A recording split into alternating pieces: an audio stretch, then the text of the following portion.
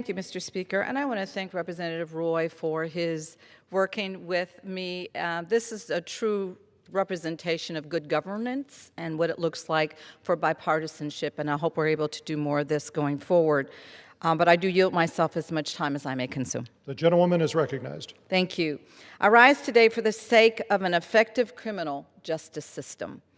The laws within our criminal code, as it has been expressed even before, have become outdated and a highway to overcriminalization.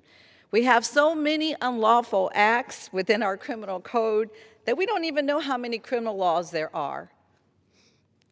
That is why we need to pass the Count the Crimes to Cut Act of 2025, which would mandate the creation of a comprehensive inventory, as we've expressed, of all federal criminal, statutory, and regulatory offenses. So I'm really proud to co-lead this common sense and, as I said before, bipartisan solution that will help us address the pressing issue of overcriminalization, a troubling result of unchecked growth of our federal criminal law. For too long, new federal crimes have been created without a full understanding of what criminal laws already exist.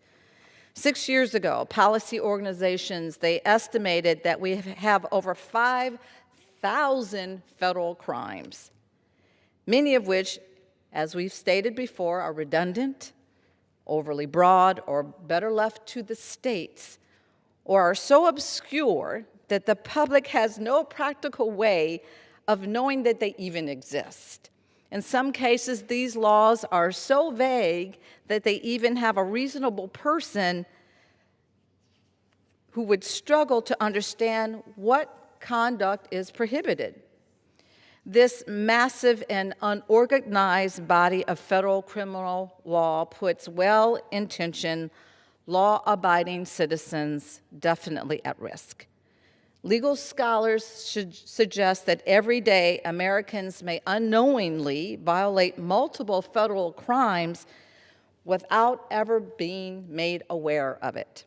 Yet we cannot meaningfully address the consequences of this bloated system until we fully understand the scope of the problem. Over the last few decades, the number of federal criminal offenses dramatically increased to more than 5,000. And that figure doesn't even account for the countless additional crimes created by federal regulations. And despite several previous attempts to determine the number of criminal offenses that currently are on the books, the fact is we still don't even know.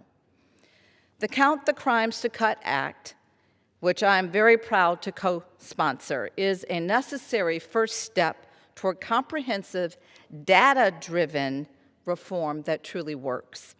By finally establishing a complete inventory of these offenses, we can effectively evaluate how they are enforced, understand the intent requirements associated with each one of these laws, and determine where reforms to mens rea standards are necessary.